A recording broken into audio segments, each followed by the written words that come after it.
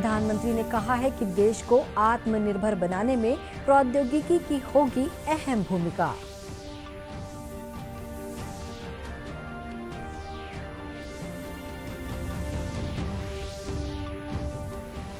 केंद्रीय महिला और बाल विकास मंत्री ने स्त्री मनोरक्षा परियोजना का किया शुभारंभ।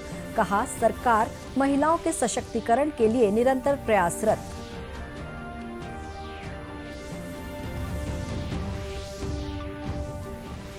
छत्तीसगढ़ माध्यमिक शिक्षा मंडल की 12वीं की बोर्ड परीक्षाएं आज से हुई शुरू।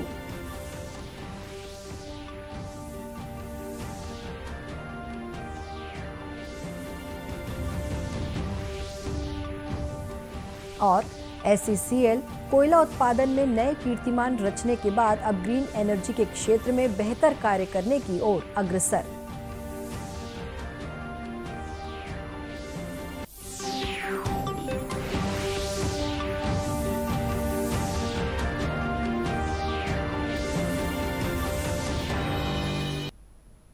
नमस्कार, आप देख रहे हैं दूरदर्शन समाचार। मैं हूं शुभ्रा भट्टाचार्य। अब समाचार विस्तार से। प्रधानमंत्री नरेंद्र मोदी ने कहा है कि देश को आत्मनिर्भर बनाने में प्रौद्योगिकी की अहम भूमिका होगी। केंद्रीय बजट में प्रौद्योगिकी आधारित विकास से संबंधित घोषणाओं के क्रियान्वयन पर चर्चा के लिए आयोजित वेबिनार को संबोधित करते हुए श्री मोदी ने कहा कि प्रौद्योगिकी देश के सामान्य नागरिक को सशक्त करने का माध्यम और देश को आत्मनिर्भर बनाने का मजबूत आधार है। उन्होंने बजट घोषणाओं के अमल को सुनिश्चित करके इसके फायदे लोगों तक पहुंचाने पर जोर दिया। उन्होंने कहा कि विज्ञान और प्रौद्योगिकी एक अलग क्षेत्र नहीं है, बल्कि ये डिजिटल अर्थव्यवस्था से जुड़ा हुआ है और उन्नत तकनीक का आधार है, जो तेजी से आपूर्ति और लोगों को सशक्त बनाने पर ध्यान केंद्रित कर रहा है। श्री मोदी ने कहा कि प्रौद्योगिकी के माध्यम से सरकार ने देश को स्वावलंबी बनाने के लिए कई नई पहल की हैं। वर्ष 2022-23 के बजट में तेजी से उभरते क्षेत्रों आर्टिफिशियल इंटेलिजेंस, भूस्थानिक प्राणी, ड्रोन, सेमीकंडक्टर्स, जीनोमिक्स, अंतरिक्ष प्रौद्योगिकी जैसे क्षेत्रों पर व्यापक रूप से ध्यान केंद्रित किया गया है। श्री मोदी ने कहा कि विज्ञान सार्वभौमिक है, लेकिन प्रौद्योगिकी स्थानीय होनी चाहिए। श्री मोदी ने कहा कि एनिमेशन, विजुअल इफेक्ट्स, गेमिंग और कॉमिक्स यानी AVGC क्षेत्रों में युवाओं के लिए रोजगार की बड़ी संभावनाएं हैं। प्रधानमंत्री ने कहा कि स्वदेशी तकनीक से विभिन्न क्षेत्रों में मनोबल बढ़ेगा और आत्मनिर्भरता आएगी, जो समय की मांग है। इकोनॉमी की फील्ड में हमारा विजन डिजिटल इकोनॉमी और फिनटेक जैसे आधारों से जुड़ा है। इंफ्रास्ट्रक्चर के फील्ड में हमारा डेवलपमेंट विजन एडवांस टेक्नोलॉजी पर बेस्ड है। पब्लिक सर्विसेज और लास्ट माइल डिलीवरी भी अब डेटा के जरिए डिजिटल प्लेटफॉर्म से जुड़ रही है। हमारे लिए टेक्नोलॉजी देश के सामान्य से सामान्य नागरिक को एम्पावर करने का एक सशक्त माध्यम है। हमारे लिए टेक्नोलॉजी देश को आत्मनिर्भर बनाने का प्रमुख आधार है। और जब मैं भारत के आत्मनिर्भरता की बात करता हूं, तो आज भी आपने बाइडेन का भाषण सुबह सुना होगा। उन्होंने भी अमेरिका को आत्मनिर्भर बनाने की बात कही है। अमेरिका में मेक इन अमेरिका के लिए उन्होंने आज बड़ा जोर दिया है। और इसलिए हम जानते हैं कि दुनिया में जो नई व्यवस्थाएं बन रही है, उसमें हमारे लिए भी बहुत आवश्यक है कि हम आत्मनिर्भरता करके आगे बढ़े। और इस बजट में उन चीजों को बल दिया हुआ आप देखते होंगे। इस बार हमारे बजट में सनराइज सेक्टर्स पर खास जोर दिया गया है। वेबिनार का आयोजन केंद्र सरकार के प्रधान वैज्ञानिक सलाहकार कार्यालय, वैज्ञानिक कार्यों से जुड़े विभिन्न मंत्रालयों और विभागों ने किया है। महिला और बाल विकास मंत्री स्मृति ईरानी ने आश्वासन दिया है कि देश में वन स्टॉप केंद्र बंद नहीं किए जाएंगे। उन्होंने कहा कि सरकार महिलाओं के सशक्तिकरण के लिए निरंतर प्रयासरत है। नई दिल्ली में वन स्टॉप केंद्र के क्षमता निर्माण के लिए स्त्री मनोरक्षा परियोजना का शुभारंभ करते हुए श्रीमती ईरानी ने कहा कि परियोजना को इस तरह से तैयार किया गया है कि ये महिलाओं के खिलाफ हिंसा के चक्र को समाप्त कर दे।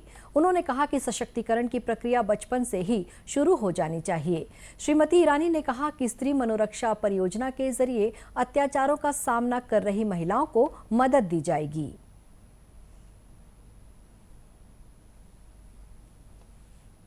साइबर वायलेंस की बात करते हैं, उसकी शुरुआत बचपन से होती है। जब बच्चा अपने घर में इस प्रकार की हिंसा देखता है, जिस संवाद सशक्तिकरण की बात करते हैं, उसकी शुरुआत भी बचपन से घर से होती है। तो जब वन स्टॉप सेंटर पर कोई महिला मदद के लिए आती है, मैंने कल भी कहा, आज भी कहती हूं, उस महिला को मात्र आप तक पहुंचने में बहुत बड़ी हिम्मत जुटानी पड़ती है।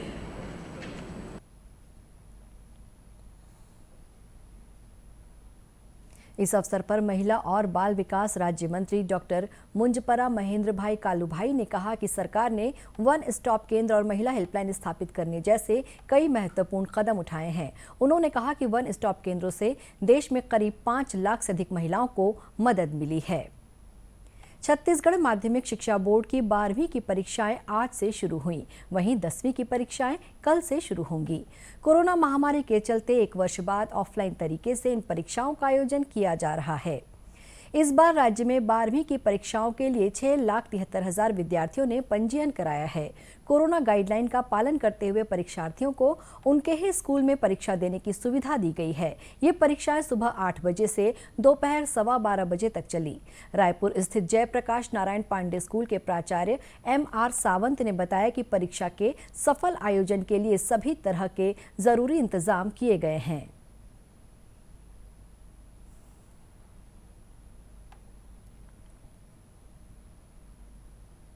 और पूरी व्यवस्था अच्छी है। रोल नंबर के लिए हमने डिस्प्ले बोर्ड तैनात किया है ताकि बच्चों को किसी प्रकार का रूम देखने में किसी प्रकार की असुविधा ना हो।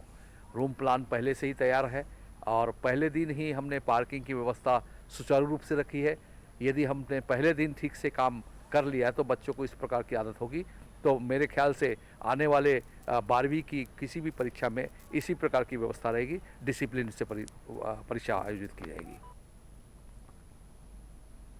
रायपुर के दानी गर्ल्स स्कूल में परीक्षा देने पहुंची कुछ छात्राओं ने प्रश्न पत्र को कठिन बताया तो कुछ ने इसे सरल कहा। सर पेपर तो अच्छा आया था, लेकिन कुछ क्वेश्चंस मतलब हम लोग जो पढ़े थे उससे भी अलग आया था, लेकिन फिर भी हम लोग पूरा ट्राई किए बनाने का। अच्छा गया पेपर। जैसा सोचे थे उससे बहुत ज़्यादा अच्छा आया था। जितना डर था उतना भी ऐसा बोल सकते कि जितना इजी था पेपर। हार्ड बोल के सोचे थे कि कोरोना के बाद हार्ड आएगा, लेकिन नहीं था, इजी था। अगर पढ़े हैं साल भर तो बहुत अच्छे से बन जाएगा। माध्यमिक शिक्षा मंडल ने परीक्षा केंद्रों में शिक्षकों और विद्यार्थियों के लिए मास्क का इस्तेमाल अनिवार्य किया है। साउथ ईस्टर्न कोल फील्ड्स लिमिटेड SECL द्वारा कोयला उत्पादन में नए कीर्तिमान हासिल करने के बाद अब ग्रीन एनर्जी के क्षेत्र में बेहतर कार्य करने पर विचार किया जा रहा है। ये जानकारी SECL के नए CMD डॉक्टर प्रेम सागर मिश्रा ने दी है। उन्होंने कल कोरबा जिले में स्थित कोयला खदानों का निरीक्षण किया। डॉक्टर मिश्रा ने सरायपाली की नई खदान सहित भूमिगत और मानिकपुर परियोजना का जायजा लिया। दूरदर्शन समाचार से बातचीत करते हुए डॉक्टर मिश्रा ने बताया कि SECL के पास उपयोग हो चुकी काफी जमीनें हैं, जिसमें आने वाले दिनों में सोलर एनर्जी प्लांट लगाने के साथ ही वृक्षारोपण करने का रोड मैप तैयार किया जा रहा है।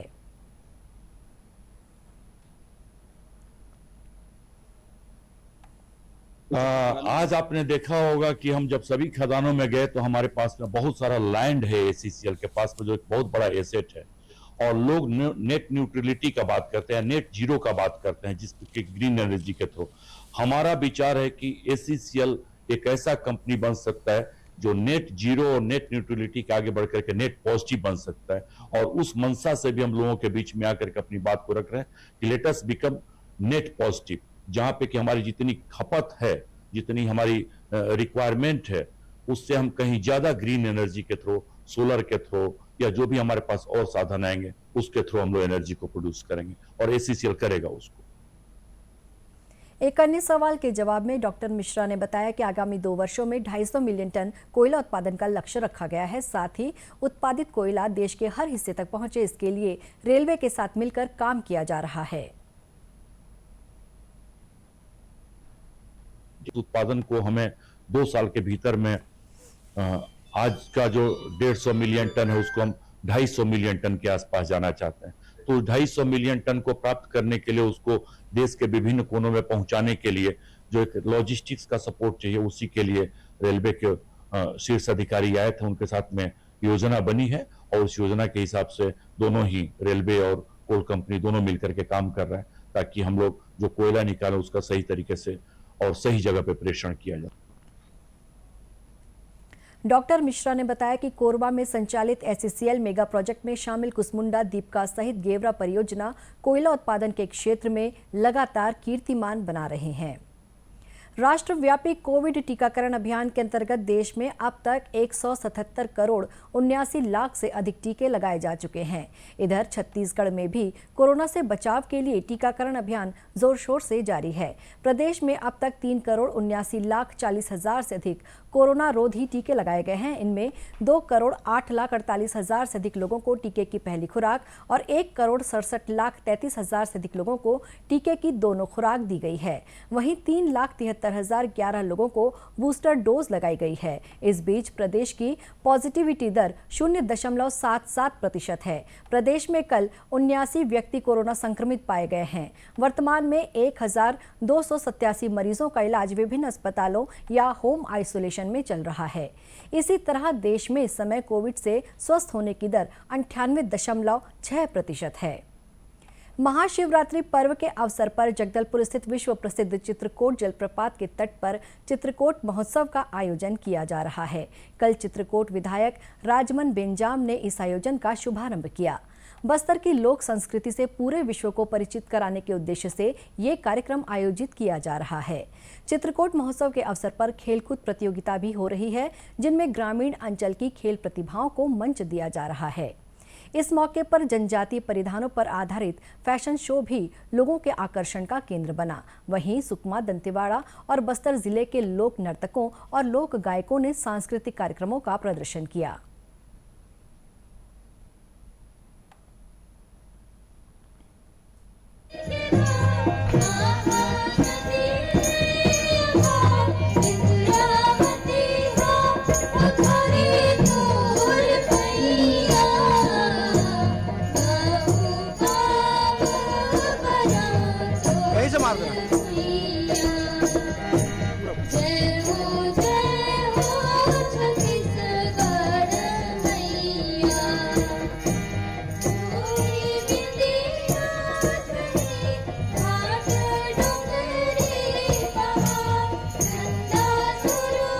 सामने ध्यान देना। 3 दिवसीय इस महोत्सव का समापन कल होगा। अब कुछ खबरें जिलों से। मुख्यमंत्री भूपेश बघेल ने कहा है कि छत्तीसगढ़ अपनी नवाचार योजनाओं के माध्यम से पूरे देश को रास्ता दिखा रहा है। छत्तीसगढ़ की ग्रामीण अर्थव्यवस्था को गतिशील करने के लिए लागू की गई ये योजनाएं बड़ा बदलाव ला रही हैं। ये बात मुख्यमंत्री ने दुर्ग जिले के पाटन विकासखंड स्थित कौही गांव में विभिन्न विकास योजनाओं के लोकार्पण और भूमि पूजन समारोह को संबोधित करते हुए कही। उन्होंने कहा कि प्रदेश में ग्रामीण महिलाओं और युवाओं को आर्थिक गतिविधियों से जोड़ा जा रहा है। कृषि के अलावा शिक्षा और स्वास्थ्य के क्षेत्र में भी सरकार द्वारा कई नई पहल की गई है। मुख्यमंत्री ने कहा कि देश भर में पराली का संकट छाया हुआ है, लेकिन राज्य में गौठान के माध्यम से इसके उचित उपयोग का रास्ता दिखाया गया है।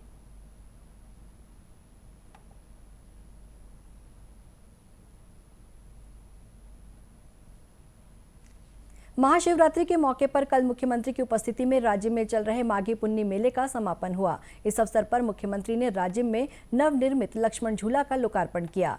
त्रिवेणी संगम के समीप बने इस झूले से राजीव लोचन मंदिर से कुलेश्वर महादेव मंदिर और लोमश ऋषि आश्रम आपस में जुड़ जाएंगे। इस मौके पर मुख्यमंत्री ने उम्मीद जताई कि इस झूले से राजिम पुन्नी मेला को और भव्यता मिलेगी और यहां आने वाले पर्यटकों तथा श्रद्धालुओं को आवागमन में आसानी होगी।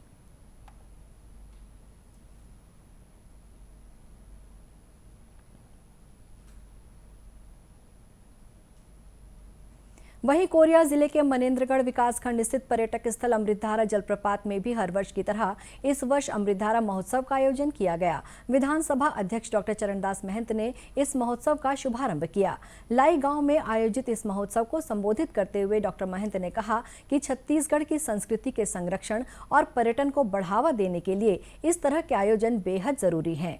इस मौके पर स्थानीय लोक कलाकारों ने रंगारंग सांस्कृतिक कार्यक्रम प्रस्तुत किए, जिनमें दिव्यांग बच्चों ने भी आकर्षक प्रस्तुतियां दी।